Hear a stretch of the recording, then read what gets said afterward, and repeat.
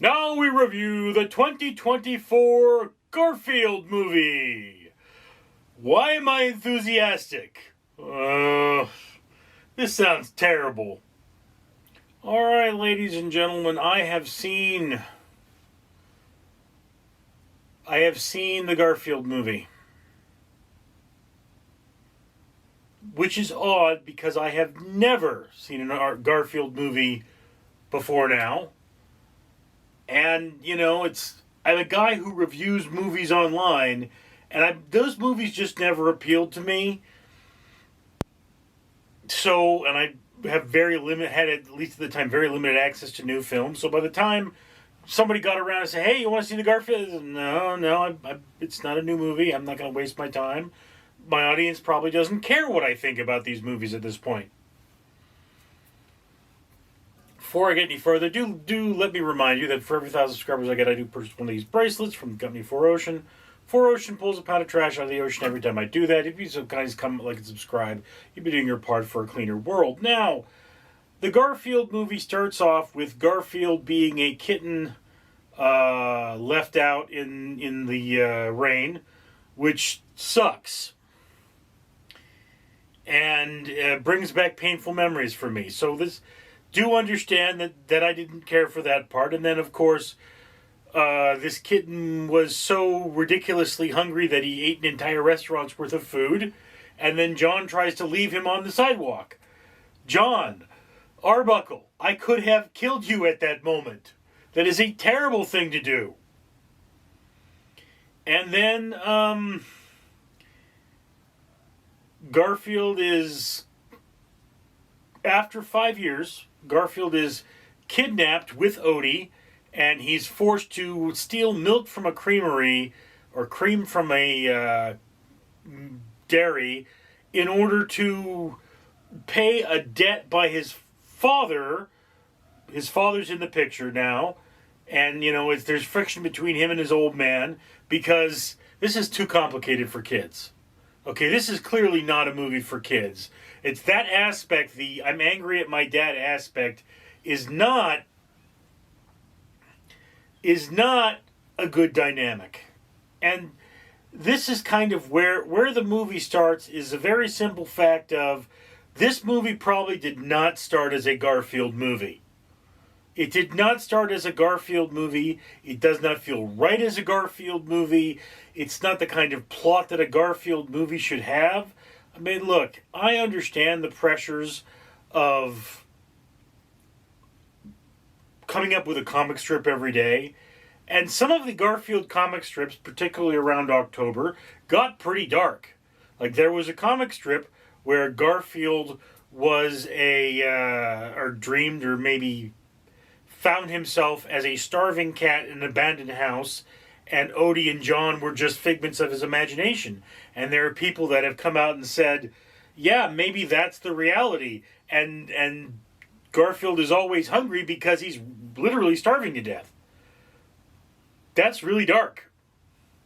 And yeah, Garfield has never really been for kids, to be honest with you. It was the animated Garfield was made in a time when we were repackaging things for adults for children. Like RoboCop, RoboCop was, R-rated, and then we made the cartoons because the kids didn't get to see it in the theaters, but the dad definitely brought that home and gave his 5-year-old nightmares. So that was the series. Now here's the movie, and it's not made for kids, but it's not very Garfield. I mean, if this were Garfield versus Monday, and the whole point was a coming-of-age story where he had to sort of run out the clock and he's trying to not deal with the mundaneness of things, I would understand that perfectly.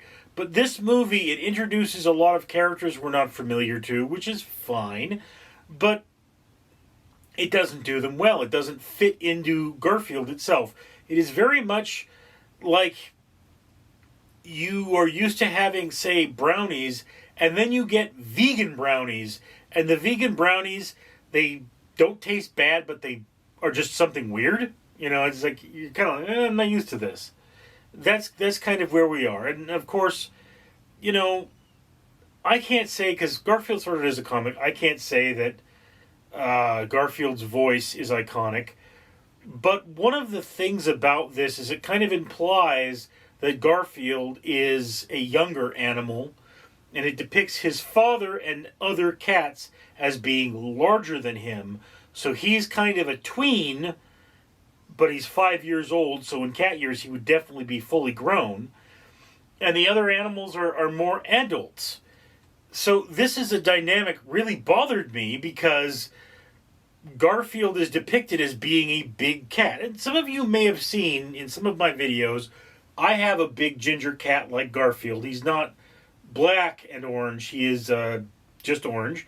And, he is a big boy. And yes, okay, it is possible for a much larger cat, because they come huge. They're cats. They're ginger Maine Coons is the breed. The Maine Coon cat, which is a cat designed to keep away raccoons, is enormous because it has to be the size of a raccoon, only it has claws. So yeah, this dynamic could exist, except for the fact that Garfield would have to be a runt of some kind, or developmentally limited to have been so small. Because he's tiny compared to his dad. His dad is like 3 times his size, but every other cat is at least twice his size. So then, what's Nermal? Nermal was never depicted, so far as I'm aware, as being a kitten. But I think Nermal was always younger than Garfield. But that's sort of besides. So the visuals of this movie, the nature of the animals really kind of bothered me. I mean, the dogs depicted in this, well, yes, okay, they're not related, and dogs come in all kinds of shapes and sizes. Cats do too, but they're not as common because it's generally pretty easy to get your hands on a cat. They're around. Dogs, a little different. So there's that. And, of course, Chris Pratt playing Garfield completely destroys the character. He's nothing like the Garfield we know. Garfield is a very sarcastic character. That whole grumpiness comes with sarcasm. And he's like, you people are ridiculously stupid. I live a wonderful life where I eat and sleep, and I don't worry about anything else. And, that's Garfield. So what would he be like put in these dangerous situations? I don't know. I don't think these are the right situations to put Garfield in. It's just like, if you take who I am as a movie reviewer and then put me in an ambulance trying to save somebody's life. Very different person. Okay? So yes, you could say this gives Garfield multifaceted nature, but it's not very Garfield-y. Now, Samuel L. Jackson is way too cool to be related to Chris Pratt. I can't say that he did a bad job, but I also don't think this is a very good role for him. I mean, he plays a certain kind of character, and he always does it well. He's cerebral. He's a very intelligent person, and he often comes off as being one of those more intelligent characters, whereas the father character, or the character of Vic, did not seem intelligent enough for Jackson. It's just, it was a poor fit. He might have actually been better as the Bull, who was more of a Garfield character. This Bull who was very grumpy, very upset. He's like a retired old secret agent who, he's sort of the old Indiana Jones, only more funny and less sad. Although he's very, very sad. So then there's that. And then the Wile E. Coyote sort of dynamic, where it's like, ha, you just got hit in the face. That's funny. Oh, a car almost ran you over. That's funny. No, it's not. Okay? I'm not 5 years old anymore, and I realize that when somebody gets hit in the face, it's painful.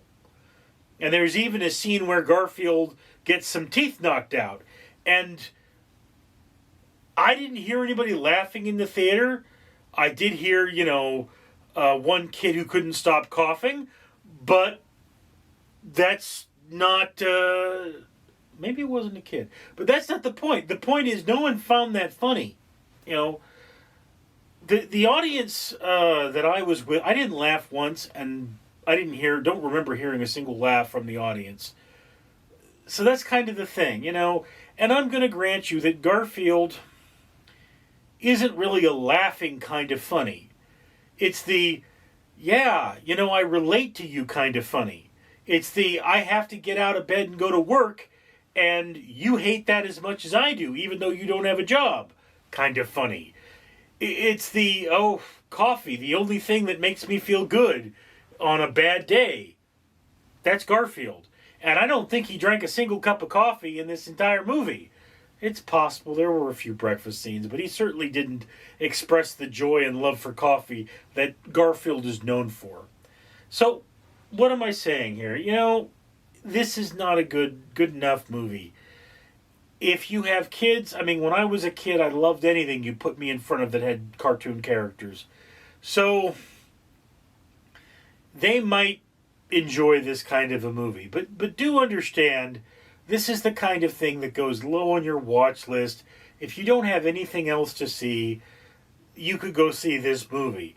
But it's not as good as If, and If wasn't good. Okay? That's kind of where I am with this particular movie. It feels like a movie that somebody wrote, and then somebody else looked at this movie and said, we can shoehorn Garfield into this movie, and then that's what happened.